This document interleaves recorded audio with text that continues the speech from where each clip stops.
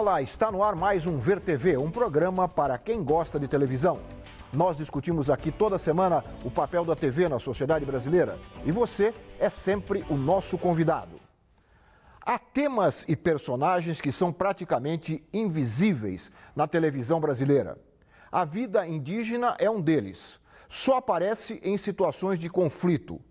Programas sobre os índios, seus problemas e aspirações são raros. O Ver TV de hoje vai debater essa invisibilidade e os problemas que ela causa para a identidade nacional.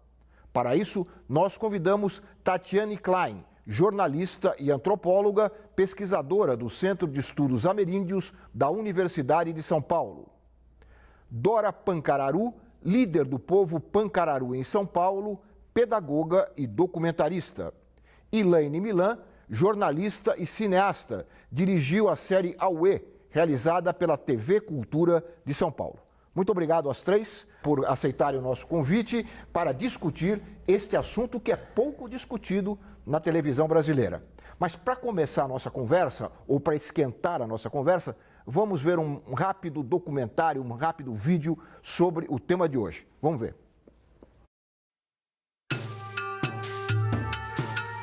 O projeto que tira da FUNAI e passa para o Congresso Nacional a competência para a demarcação das terras indígenas causou revolta entre os índios. Dezenas deles protestaram no plenário da Câmara dos Deputados e apareceram na mídia, com direito a espaços nos telejornais.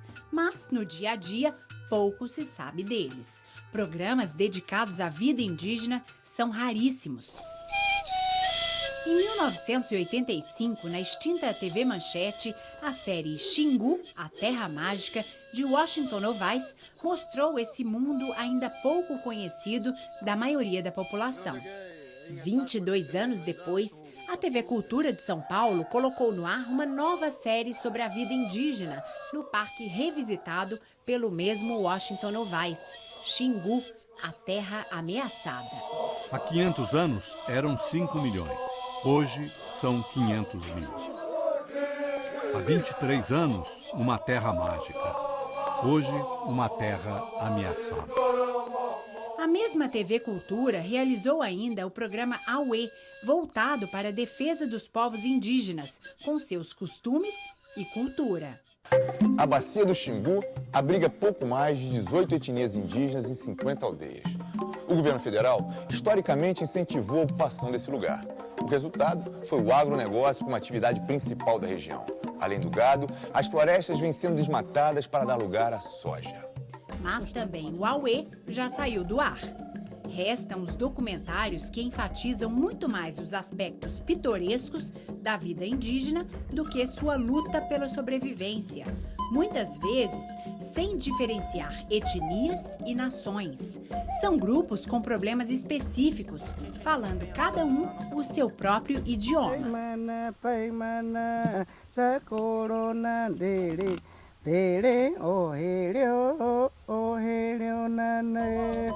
TVs públicas, como a TV Brasil, são quase sempre as exceções, abrindo algum espaço para as causas indígenas. Hoje, nossos filhos, nascem na luta, vivem na luta, crescem na luta, morrem lutando pelos seus pedacinhos de terra. Mas se na TV convencional o espaço para os índios é pequeno, entre as nações indígenas, a produção audiovisual vem crescendo muito nos últimos anos.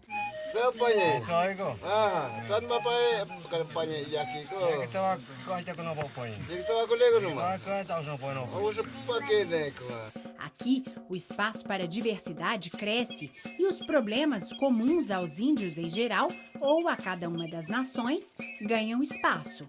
São mais de 800 mil índios em todo o país, reunidos em mais de 200 etnias. Sou Pataxó, sou Xavante, Cariri, Yanomami, sou Tupi, Guarani, sou Carajá. Sou Pancararu, Carijó, Tupinagé, Potiguar, sou Caeté, Puniô, Tupinambá. Sou Pancararu, Carijó, Tupinagé, Potiguar, sou Caeté, Puniô, Tupinambá. Sou Pataxó, sou Xavante, Cariri, Yanomami, sou Tupi, Guarani, sou Carajá. Sou Pancararu. Ô Tatiana, nessa bela música do Antônio Nóbrega, estão descritas aí umas 10 etnias. Mas às vezes a gente vendo a televisão, parece que o índio é uma coisa só, não é? Parece que existe um índio brasileiro e não se dá, e as pessoas não se dão conta dessa diversidade. Como é que você explica isso? Bom, é contra isso que a antropologia contemporânea, e não só a antropologia contemporânea, mas muitos antropólogos ao longo da história dessa disciplina, antropólogos brasileiros e o movimento indígena, têm lutado. É para mostrar a sociodiversidade que existe no Brasil, né, nas terras baixas da América do Sul, que é como a gente chama tecnicamente o lugar onde vivem mais de 240 povos falando 154 línguas indígenas diferentes, uma população de 896 mil pessoas, agora segundo os dados do IBGE, do censo do IBGE de 2010, existe uma diversidade de modos de ver o mundo, de modos de ver a natureza, de modos de ver o contato mesmo com a sociedade nacional, que é uma forma um pouco genérica até de chamar o que nós somos nos mundos indígenas, e que é quase impossível esperar que jornalistas formados, né, em escolas que também não valorizam essa diversidade, que você aprendeu alguma coisa sobre índio lá na ECA, não? Olha, eu aprendi por meio de pessoas que circulavam na universidade. Na universidade, por sorte, na ECA, ali do lado, na Rádio USP, teve durante muito tempo um programa de índio, que era apresentado pelo Ailton Krenak, um indígena Krenak, e que buscava dar visibilidade a essa diversidade. Mas são muito raros os espaços ainda hoje na formação dos jornalistas, na formação dos comunicadores, para conhecer essa diversidade, quanto mais por mostrá-la. E aí é óbvio que, ao fazer isso, ao tentar mostrar, vão ser explorados os estereótipos, as imagens exóticas, ou quando eles se aproximam das questões indígenas, dos problemas, como é o caso da luta pela terra, valorizando temas sensacionalistas, né? A morte, os suicídios, ou, né, a violência que ocorre em manifestações, etc. Então, eu acho que é um pouco triste, mas não dá para esperar que seja diferente. Agora, a gente tem lutado, e os indígenas têm lutado para mostrar que eles existem, eles não são invisíveis. E adora, como você, falando do outro lado, né? Como é que vocês sentem, né, essa invisibilidade, essa dificuldade? Quando é que vocês se sentem representados na televisão? A população indígena, ela pouco tem de informação ou programa que especialize o nosso povo, né? São poucos cineastas que tiveram uma oportunidade para poder, então, fazer a sua própria história, registrar os seus hábitos costumeiros e apresentar para a sociedade não indígena e para os nossos outros parentes. Por quê? A gente se sente representado quando tem outro parente indígena falando de nós mesmos, não quando o não indígena fala da gente, porque a gente pode não ter conhecimento científico visando o conhecimento do branco, o não indígena, mas a gente tem sabedoria e conhecimento de vivência do cotidiano, de saber o sofrimento que praticamente é parecido de cada população indígena existente no Brasil. A gente não é um grupo só, um povo só. A gente tem as nossas diferenças, a gente tem os nossos costumes, mas que não são todos iguais, como a população não indígena acha que a gente é, que a gente tem que se apresentar diante das câmeras de TV, sempre com as plumagens, sempre com as pinturas e sempre é aquilo que eles querem ver, fazer a parte do sensacionalismo brasileiro.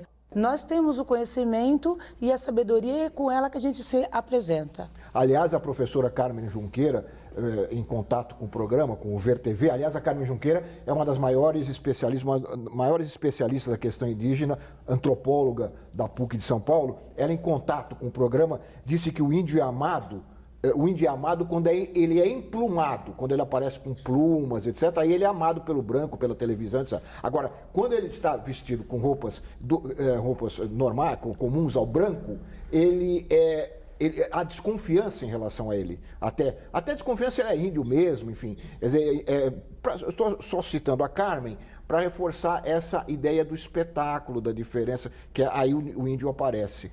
Eu queria colocar a Laine na conversa. Laine, uma das poucas janelas existentes na televisão durante algum tempo, 2 anos e meio, foi o Auê, né? Eu queria que você se contasse por que ele acabou e quais foram os resultados que ele trouxe para enfrentar esses problemas que elas começaram a contar aqui da invisibilidade indígena.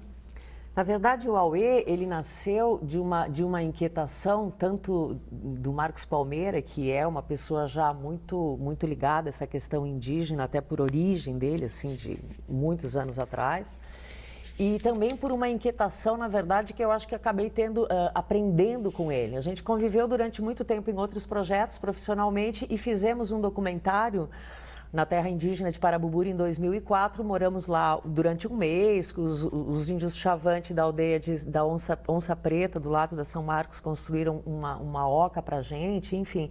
E dali surgiu um documentário que a gente levou para o Fórum Social Mundial de Porto Alegre de 2001.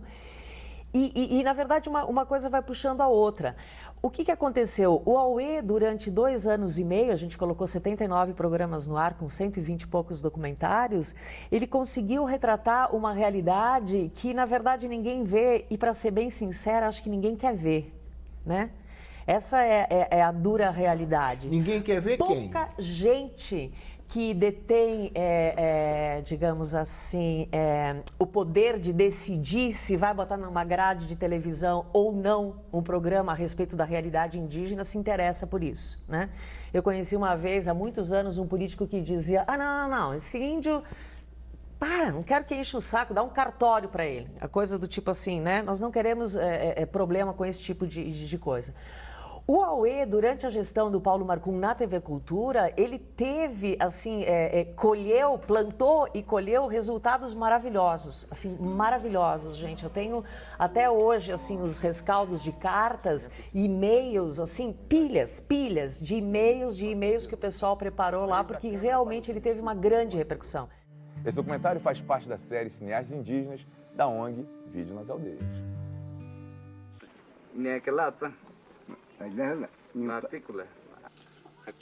As pessoas se interessaram, elas queriam saber como chegar lá, com quem falar, como é que... assim, não, por isso que eu digo, assim, eu entendo quando a Dora fala dessa questão do índio retratar a sua própria realidade, mas eu também entendo que existe nesse mundo a necessidade da gente fazer pontes, e essas pontes são importantes, porque se, independente da etnia que for, que tem gente genial, tem grandes cineastas indígenas hoje por todo o Brasil, né? Vamos falar do Divino de Sereuahu, do Zezinho Yubi, só para citar 2, o próprio Ailton, que sempre esteve envolvido com essa causa. Essas pessoas, se eles tiverem que ficar ilhados neles, primeiro que a gente vai estar repetindo um erro, que é ficar ilhado. Segundo, que tem que construir essas pontes, entendeu, Dora?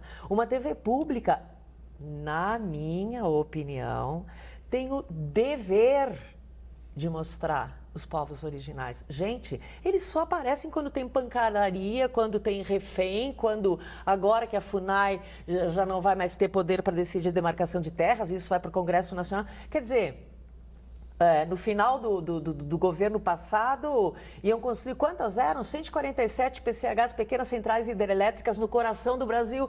E alguém falou com os índios? Não, nós consultamos os povos indígenas. Se você for falar com eles, ninguém falou com eles.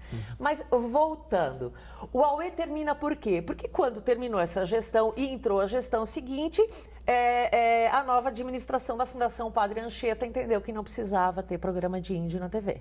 Né? E fechou-se uma única janela? Fechou-se a única janela de exibição... A TV Brasil também exibia. De documentários que eram produzidos pela TV Cultura, e a TV Brasil também antes exibia os documentários naturalmente puros, e depois comprou, se não me engano, as 2 últimas temporadas do Auê. E recentemente, no final de julho, nos últimos 10 dias em julho, teve o 45º Festival de Inverno, promovido pela Universidade Federal de Minas Gerais em Diamantina. E uma das discussões era justamente essa questão dos cineastas indígenas, que hoje não tem mais visibilidade. Então você ouvia lá gente assim falando, por exemplo, a Patrícia Ferreira, que é dos Guaranis, lá dos 7 Povos das Missões. A Patrícia dizendo, olha, quando o pessoal exibiu o pessoal da TV Brasil, ela fala, quando o pessoal da TV Brasil exibiu o nosso documentário naquele programa Auê, os guias das missões começaram a falar da gente de um jeito diferente. a gente deixou por um momento de ser invisível.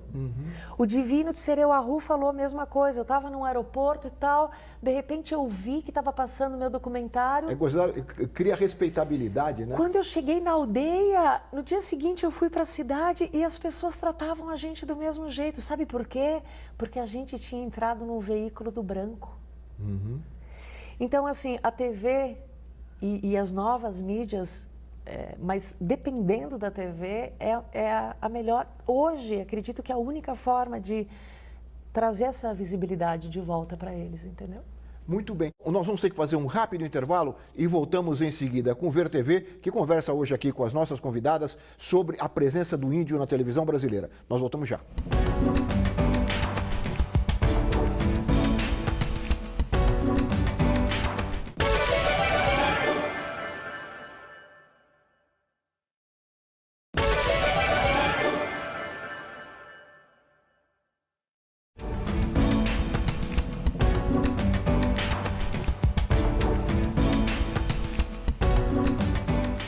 Nós estamos de volta com o Ver TV, que hoje conversa sobre a representação da cultura indígena na TV. E no bloco anterior, a Alaine falou da presença dos cineastas, dos antropólogos e da presença dos índios também na produção audiovisual. E a Dora queria completar fazendo uma observação a respeito dessa combinação, né, entre os brancos e os índios nessa produção. Essa nova geração do segmento indígena, nós indígenas mais jovens, assim com o apoio das lideranças mais velhas, a gente chegou num entendimento que a gente não tem que andar sozinho, a gente tem que acreditar nos não indígenas que estão dentro da nossa causa, estão nos apoiando aí. Com essa questão dos cineastas, né, dos produtores de audiovisual indígena, hoje a gente não funciona só. Por exemplo, na questão dos pancararu, como que eu entendo essa proposta de audiovisual, né, produzindo vídeos, documentários da própria comunidade, com apoio de estagiários no momento que estava fazendo o seu doutorado numa faculdade essa que era antropologia visual. Na verdade, a gente colocou um desafio, inclusive, para o não indígena, que até hoje é nosso parceiro, nosso amigo. Então, a gente confia nas pessoas, assim como o Marcos Palmeiras fez o AOE, eu acompanhei a programação. Não é né? uma exclusividade. Não é uma exclusividade somente para o branco ou para o indígena. É algo que nem todas as populações detêm dessa conquista pela dificuldade de acesso, pela dificuldade de entendimento e muitas vezes não ter até mesmo o não indígena que possa dar uma assessoria ou caminhar junto na sua produção cultural a ser apresentada. Dora, vamos mostrar um branco, um jornalista que há anos ou há décadas, né, trabalha nesse setor, sempre procurando mostrar de uma maneira honesta e séria a cultura indígena, que é o Washington Novaes. Nós até mostramos já um trechinho aqui de um dos trabalhos dele, que foi exibido, A Terra Mágica, que foi exibido na TV Manchete, e depois A Terra Ameaçada, né, exibido na TV Cultura. Vamos saber do Washington Novaes como ele vê essa falta de espaço para os índios nas grades de programação das TVs brasileiras. Vamos ouvir o Washington. A cultura indígena é muito ameaçadora para quem não esteja interessado nela, porque coloca em questão a nossa cultura, né?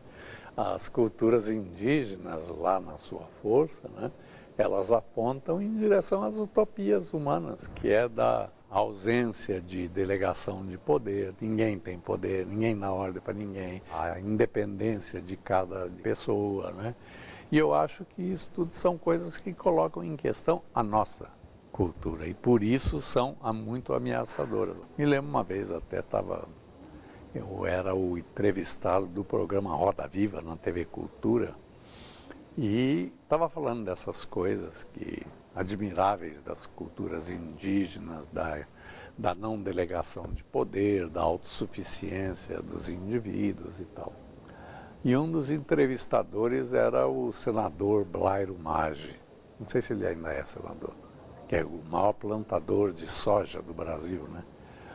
E quando eu estava falando isso, ele me interrompeu e disse, quer dizer que o senhor está dizendo então que nós todos devíamos viver como índio? Eu disse, não, eu não estou dizendo isso, até porque não teríamos competência para isso.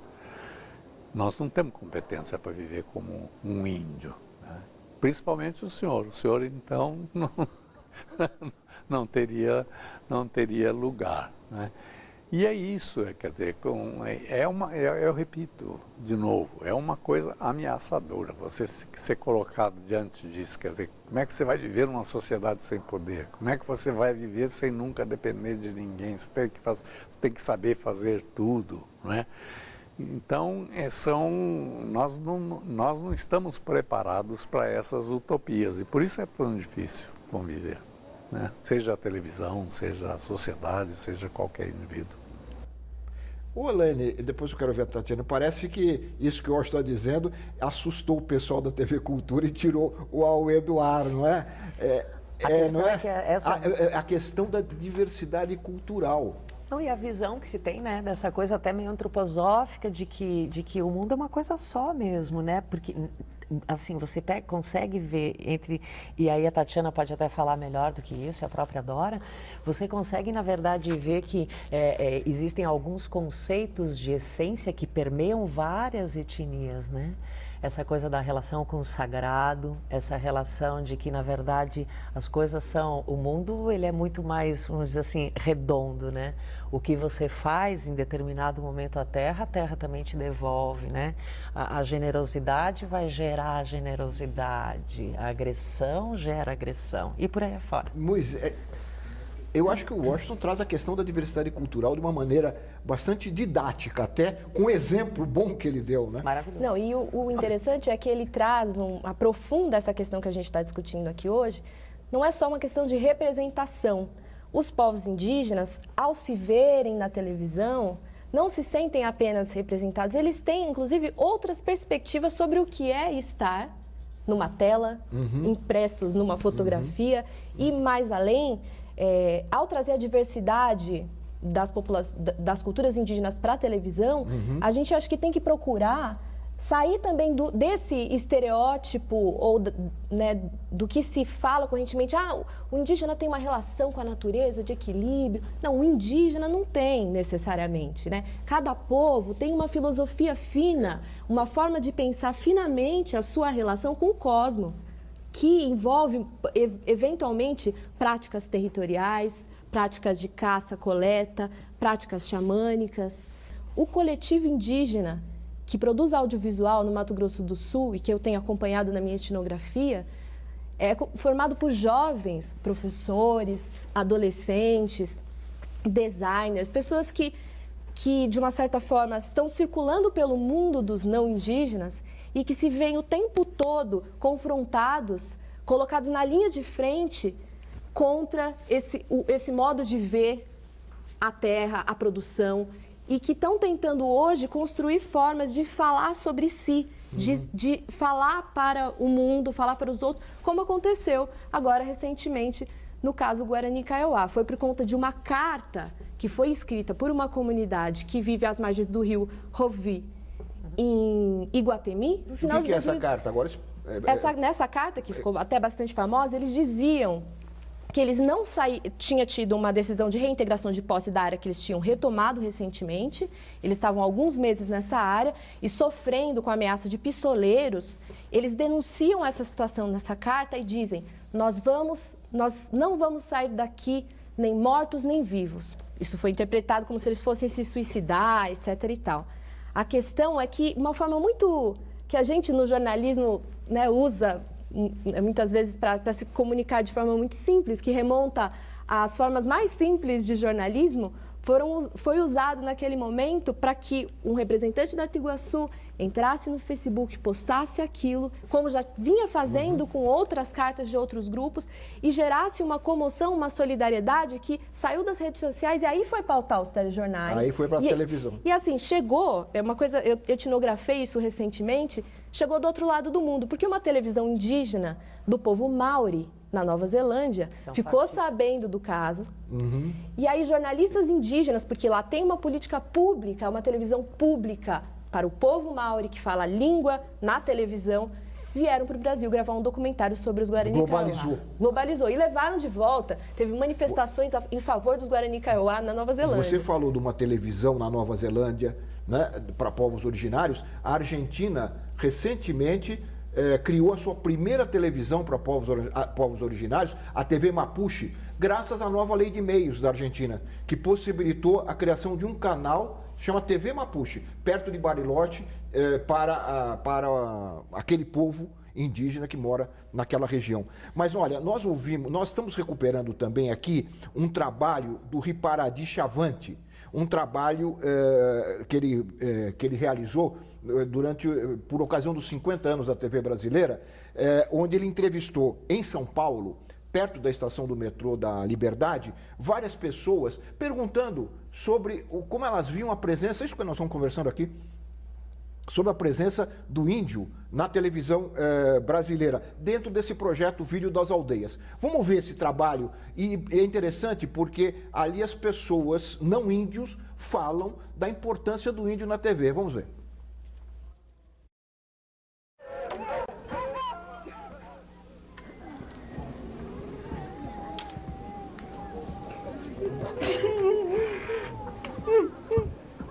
Você gostaria de ter um programa que tratasse a questão indígena na TV? Assim, entrevista, né, com as tribos, assim, os pessoais, com várias facções dos índios, os povos diferentes, né? Um programa que fale da cultura dos índios, que mostre os costumes, que divulgue, né? Mostrar como é a vida deles, o que eles fazem, o que não fazem, tudo isso. Eu acho que tem que ter espaço.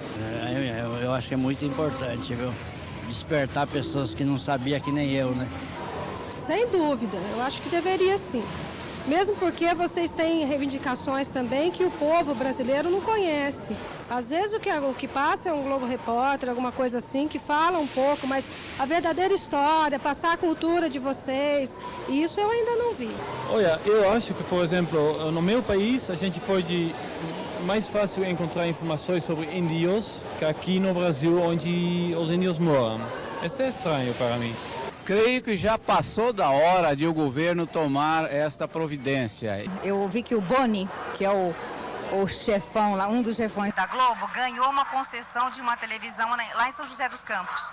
Se ele ganhou, ou se todos os políticos têm, se as igrejas evangélicas têm, por que não vocês? Eu acho que vocês têm o privilégio de ter um canal para vocês nos informarem como é a sua cultura.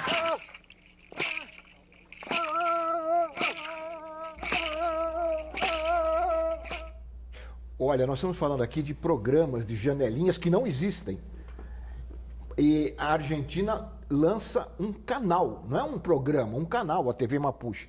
É sonhar muito pensar que um dia o Brasil possa vir a ter um canal indígena, controlado, dirigido por várias etnias. Porque no mundo isso é uma realidade, né, Laine? Isso é uma questão, na verdade, que acho que já caiu de madura no Brasil, né?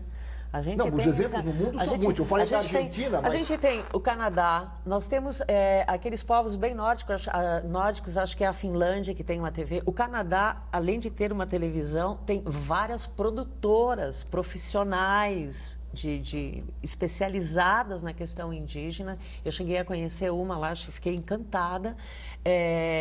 Como você falou, Tatiana, a TV Maori é super importante lá na Austrália, na Nova Zelândia. Na Austrália também tem. A Maori, claro, é só da Nova Zelândia. Na Austrália também tem. Agora essa da Argentina. Eu acho que deve existir pelo menos umas 10 emissoras de televisão. Dora, não seria um sonho a ser perseguido? Olha, Lalo, e as companheiras aqui que a gente está discutindo uma questão que a gente já deu por entender que é possível. Admira-se muito na questão cultura indígena. O próprio Ministério da Cultura poderia lançar um programa, já que não tem programas específicos, editais específicos da questão cultura indígena propriamente dito, junto com canais de TV, né? O próprio Ministério da Cultura ele poderia estar fazendo esse movimento junto com as populações indígenas, porque um dos grandes processos que a gente tem é essa questão cultural, das questões tradicionais, dos idiomas, assim como o Ministério da Educação também, que é a questão da educação e idioma, né? E é admirável dizer que ninguém tem essa ideia prontamente apresentada, porque nós reivindicamos, nós estamos dentro dos espaços públicos, politicamente, como assento de pessoas da sociedade civil, como indígenas, e a gente pede, a gente tem que usar essa palavra, né? Para dizer, a gente reivindica que tenhamos nossos próprios programas dentro do contexto público. Então, essa questão do canal de TV já se deu por terra, né? Então, só que as pessoas se veem como desentendidos do processo. É como foi dito no início, é mais fácil fingir que não vê e que não ouve, mas que as pessoas, o próprio governo do Brasil, ele é sabido desse nosso interesse de ter o nosso lugar com parcerias com os não indígenas. Eu queria nós estamos terminando esse bloco, mas eu queria, já que você tocou na questão dos idiomas, eu queria perguntar para você, como é que você vê essa questão da preservação dos vários idiomas? São quanto? Mais de 200? 154. Como a televisão poderia contribuir para a preservação desses idiomas? Para que não venha à terra, que não se perdam, né? Que a intenção do sistema público hoje é que não exista isso. O que dá para entender dentro da questão indígena, que muitas pessoas estão contra a proposta da questão tradicional. E a gente que teve sofrimento no processo de colonização, sempre está dizendo aos nossos parentes indígenas que ainda existem seus idiomas e todo o seu processo de vida ali estável. Que isso é importante e deve ser mantido. Muito bem, Lene, Dora, mais um intervalinho. Nós voltamos em seguida com o Ver TV, que está conversando hoje sobre a presença das comunidades indígenas na televisão. Nós voltamos já.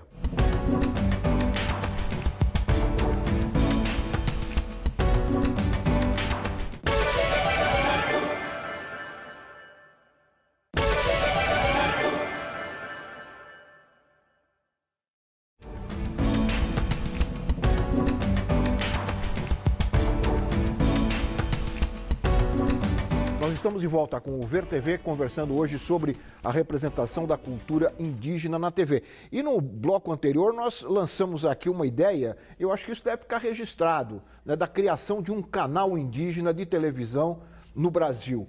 É sonhar muito, Lene, os realizadores de vídeos indígenas estiveram reunidos recentemente em Diamantina, saiu a Carta de Diamantina, eles chegaram a essa proposta ou ficaram antes apenas nos vídeos? Na verdade, a proposta da Carta de Diamantina é uma proposta, eu estava lá, participei desse debate com os coletivos indígenas.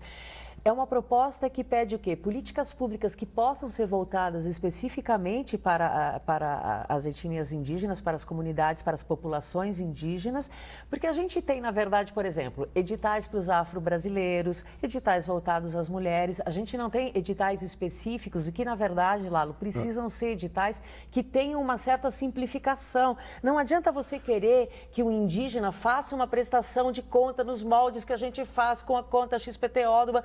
Não é assim.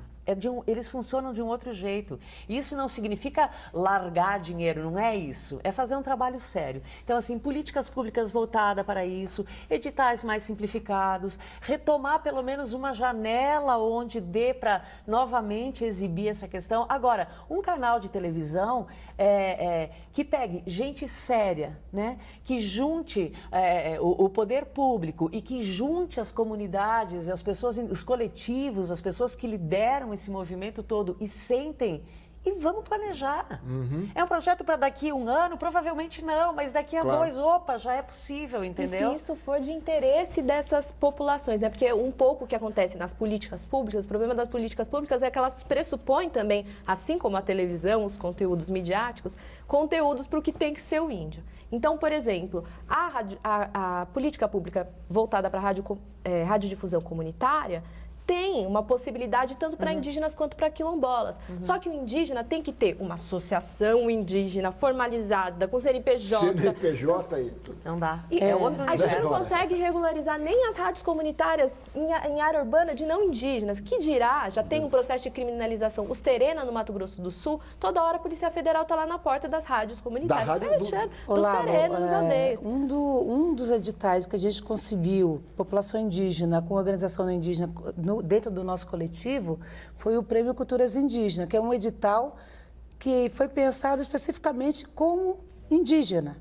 e com a gente presente discutindo as diversas etnias, como que deveria ser esse edital. Eu acho que quando é falado da proposta de pensar no coletivo, é trazer com que os atuantes indígenas e não indígenas, que farão parte desse processo de política pública, sentem para discutir exatamente o que é mais comum a todos, não dizendo que vai ser jogado dinheiro fora, nem que não vai se ter uma avaliação, que a gente também tem que prestar conta, sim, mas de uma forma de entendimento fácil. Porque com esse andar dos anos aqui, depois que eu saí da aldeia e vim para a cidade, porque eu vim para a cidade por quê? Atrás de conhecimento, para a gente ter esse espaço de troca, claro. Porque a gente não vive num casulo. O que deu para ser aprendido aqui fora é que se todo mundo sentasse para discutir o que é mais comum, todos teriam benefícios e alcançariam os objetivos de interesses comuns, não de interesses próprios, né? Então, assim, porque não adianta lançar uma proposta de política pública para indígena de uma forma complexa, aonde a própria pessoa que monta uma plataforma a ser discutida não entende a sua própria plataforma. Claro. Acontece muito isso no sistema público. Nem eles entendem eles, depois tem gente que não se entende. Eu acho que é bom deixar claro isso aqui.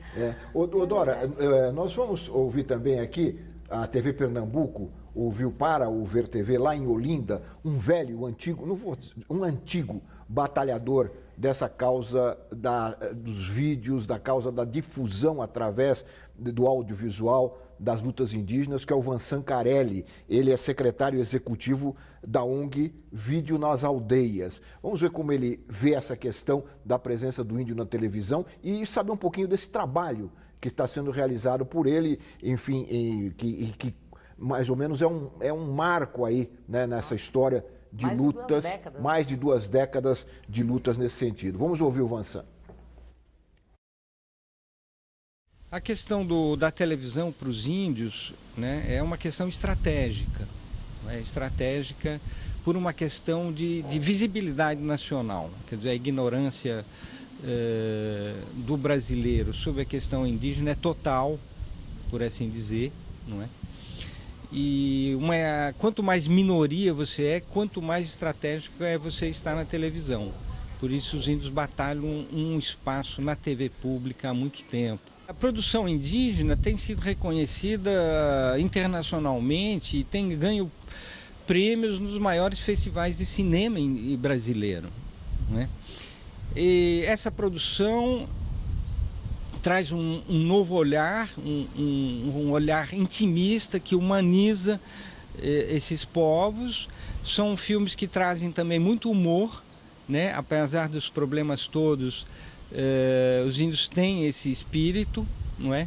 Então são filmes que seduzem, né? Pela emoção, pela intimidade e ganham o público, né? Por isso que é importante eles serem veiculados. Em termos regionais, o fato durante 2 anos e meio, o programa Auê da TV Cultura ter divulgado os filmes dos índios teve um impacto muito grande nas cidades em torno das aldeias, né? Descobrir o mundo indígena, dos seus vizinhos, com os quais quer dizer, não tinham muita relação, até uma relação de estranhamento, de repente descobri-los através de um documentário na televisão, não é? Isso foi muito marcante, não é? E os índios estão batalhando muito para retomar esse espaço na televisão pública. Olha, isso que o Vansan fala é muito interessante. O índio, não só como produtor de mensagens audiovisuais, mas como receptor. Ele dá o exemplo do Auê, né? Que os índios assistiam ao Auê, né, Laine? Sim, eles não, e passavam a se conhecer através. Foi isso que ele disse. Eles se reconheciam, porque é uma janela para isso. E os outros. E as outras etnias. Isso é interessante porque o Vídeo nas Aldeias, na verdade, quando ele começou em 87, ele começou diferente do que é hoje, que é voltado para a formação de videastas, cineastas, realizadores indígenas, como eles falam, tentando criar uma rede indígena de comunicação. Era um trabalho muito interessante que contam, né, o Vansan, Dominique Galois, que estava na formação, eles gravavam, os não indígenas gravavam vídeos de um povo e levavam a fita, era uma coisa de caixa postal, e mandava para o outro, e o outro conhecia aquele povo, o outro povo pelo vídeo. Então, é um encontro interétnico mediado pelo vídeo e que faz proliferar as diferenças. Ao invés de, como acreditar a opinião pública em geral, que o índio perde qualquer coisa ao usar uma tecnologia, na verdade, o uso dessas tecnologias faz proliferar as diferenças. Pra você ter uma noção, o vídeo das aldeias, eu trabalhei na Casa de Saúde do Índio há aproximadamente quase 6 anos, né? Junto com uma equipe multidisciplinar. Foi um projeto que virou um programa lá. Nós usávamos o processo de formação política, eu na área de pedagógica e uma antropóloga. A gente trabalhava com esses vídeos para apresentar e se apresentarem, né? Ao mesmo tempo, para falar que das diferenças que cada grupo tinha. Imagina, a Casa de Saúde trabalhando uma questão, o que tem a ver? Na verdade, ali trazia saudade de casa, eles passavam a reconhecer que não eram somente eles os únicos grupos indígenas existentes ali nesse lugar chamado Brasil. O conhecer e o ser reconhecido, isso é muito importante, dar mais vida, né? Saber que existem outras pessoas na condição semelhante ou diferente por algum motivo, seja ele social, pelo estado de origem que aquela comunidade vive, seja ele pela diferente organização que a comunidade tem, aqueles vídeos, ele tinha uma meta. A gente começou a observar que ele estava dando mais qualidade de vida ao indivíduo que estava visto como uma pessoa de alta e média complexidade de saúde no quadro clínico, né? E onde ele passava a ser o multiplicador dos parentes que ele tinha, mesmo sem conhecer diretamente. E mais engraçado era quando a gente passava vídeos que era deles mesmo e que conheciam outros parentes, né, na relação, através do vídeo, e que muitos parentes já tinham falecido. Precisava ver a felicidade que era em reconhecer o parente dentro daquelas imagens. E mais estranho era, você é indígena mesmo, parente, você mora na cidade há muito tempo, aí levo a minha produção daquilo que a gente acreditou que era interessante, foi coletivo com o não indígena também, e mostrávamos para eles como que é importante o valor do outro, a diferença pela igualdade. Né? Então, é muito importante essa questão da TV quando ela tem uma recepção sem sensacionalismo. É o que eu acho que a gente está tentando falar aqui. Exatamente. Ô Dora, eu vou dar o exemplo agora. Vou mostrar um exemplo disso que você acabou de falar, que é um trabalho da ONG Filho das Aldeias, já de algum tempo, que produziu o documentário sobre os índios Wayampi, é assim? Wayampi, produziu um vídeo chamado Espírito da TV. Isso é muito interessante. É interessante, né? Você conhece? Quando os índios se veem pela primeira vez na televisão. E vem outros, né? Vamos ver.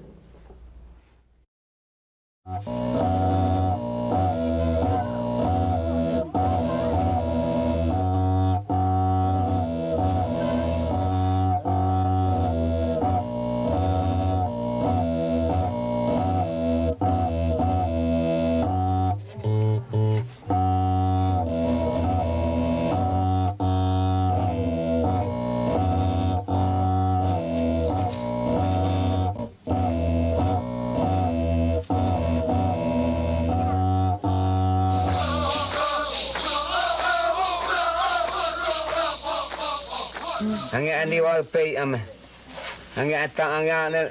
De que papiro não quando me diwa pe ayer na mais televisão. Uma porengeta. No wero televisão. Kata ame no endo porengeta.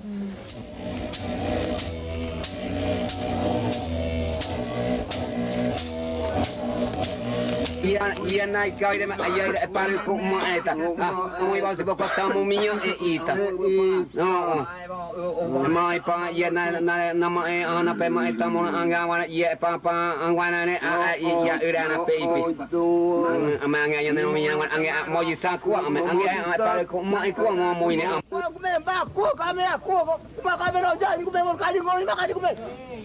Mai koita angana me. Televisão po mo isa. Naika. Nikata. Piro yata anga ayaira amota anga.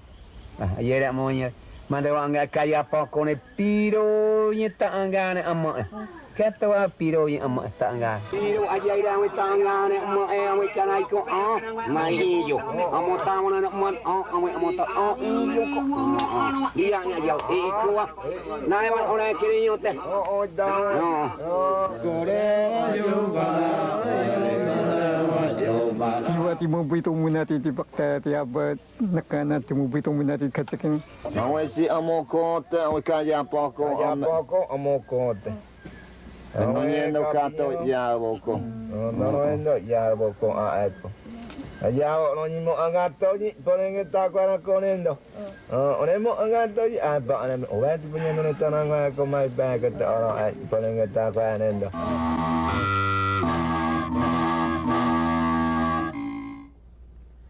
Bom, eu acho que esse é um belo exemplo. Infelizmente, nós estamos chegando ao final do programa, mas eu queria, antes de terminar, ouvir uma palavrinha de vocês um pouco sobre esse papel aqui, né, da televisão, ampliando a vida dos índios, né? Ampliando, porque criando outros horizontes, mostrando outras realidades, né, dos próprios indígenas, de outras nações, de outras etnias. E também saber de vocês como vocês veem as perspectivas dessa luta para ampliar a presença do índio na televisão brasileira. Vamos começar com você, Tatiana. Eu quero retomar o que o cacique Uai falou ali, que é do povo Yampi. Lembrar que, quando eles produzem esses vídeos, eles não estão só falando com a gente, eles não estão só produzindo discursos para fora, entre aspas. Eles estão criando relações entre as várias gerações que existem nessas comunidades. E hoje eu acho que a perspectiva de futuro está justamente nesses jovens, que se isso aconteceu na década de 80 e aqui eles estavam começando a se relacionar com isso, hoje já tem uma geração de realizadores indígenas, até fora da ONG Vídeo nas Aldeias, e muitas outras experiências no Brasil, que envolve produção de vídeo, mas também produção de animações, de sites na internet, e que está se defrontando com as dificuldades de fazer isso, porque o que eles estão percebendo é que não basta só aparelhagem, não basta chegar a câmera e colocar na mão do índio, agora ensinar e agora faz. Né? Tem que ter formação continuada, tem que ter política pública, é isso que eles estão demandando, é isso que transparece a Carta de Diamantina e outras cartas que têm saído. Recentemente a gente fez, em 2010, um encontro sobre a presença de internet nas aldeias indígenas e reuniu aí outros realizadores que mexem com a internet. Também saiu uma carta pedindo políticas públicas para o Ministério das Comunicações para fazer com que os equipamentos fiquem lá funcionando, porque uma coisa é instalar um telecentro numa escola pública na periferia de São Paulo. Agora, instalar um telecentro no Alto Rio Tiquié, e aí você ter que fazer com que os computadores funcionem lá... Não é brincadeira. Não é brincadeira. Então, esse tipo de detalhe que tem que ser prestado atenção quando você está lidando com populações indígenas tão diversas, é o que esses meninos hoje têm reivindicado.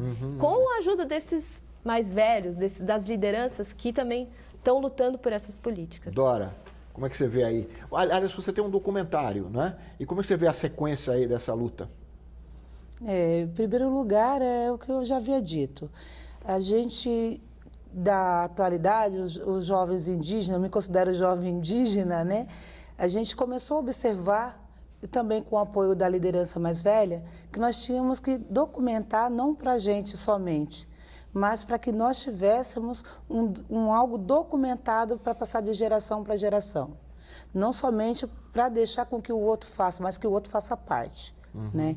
E também parabenizar os nossos parentes indígenas que entraram no processo de audiovisual, os cineastas, né? Que eu me incluo hoje dentro do processo dos cineastas por ter tido uma outra ousadia, que é aproveitar um projeto, vou deixar claro aqui, foi um projeto que foi pensado com a comunidade e nisso teve um curso com a Faculdade de Comunicação e de Áudio e TV, né, Rádio e TV, e trouxemos as crianças para participar desse processo do aprendizado. E eu estou falando os Pancararu, dentro da cidade, vivendo no contexto urbano, né? Então, para a gente foi um momento específico, único. E nisso eu tive que aprender de qualquer jeito, na marra. Tá. O vídeo produzido foram as crianças em si que captaram as imagens. E os não indígenas que me apoiaram no processo de escrita do que exatamente o vídeo apresentava, que existe um livreto. Aí entra a minha parte de formação, além do contexto cultural e membro de uma comunidade. Como é o nome do documentário?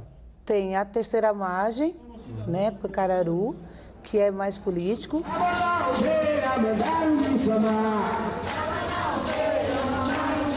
Tem Promessa, que a gente contextualiza mais dentro da questão religiosa.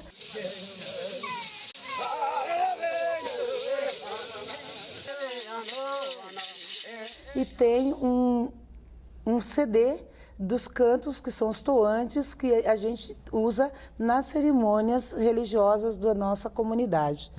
Então, assim, foi um processo esse que teve que ter ousadia mesmo, para poder chegar em algum lugar. O que eu observo? Muitas vezes a gente não tem, como está sendo dito, políticas públicas, mas a gente, aos pouquinhos, está se adaptando e absorvendo o conhecimento que vocês têm para a gente. Muito bem. Então, isso é importante, que a gente está aberto a propostas vindas também do não indígena dentro do nosso coletivo. Muito bem, Dora. Lene, para terminar, vamos fazer o programa ou a TV? As duas coisas, né? Eu acho que a partir do momento que quem detém essas decisões, né, a própria Secretaria do Audiovisual, né, do Ministério da Cultura, do né? Ministério da Cultura, a própria TV Brasil, por que não? A TV Cultura, que já teve esse espaço, né? Essas pessoas, assim, têm a obrigação de ouvir essas comunidades e entender o que é mais apropriado, né? Porque eles são muitos, gente. Graças a Deus. Muito bem, muito obrigado. Muito obrigado a vocês três. Eu acho que esse programa tocou em pontos que raramente a televisão brasileira toca. Eu quero agradecer também a você que nos acompanhou de casa, lembrando que todos podem acompanhar o Ver TV através das redes sociais, pelo Twitter, pelo Facebook ou mesmo nos escrevendo para o nosso endereço eletrônico, vertv@ebc.com.br. Até a semana que vem com mais um Ver TV, um programa para quem gosta de televisão. Até lá!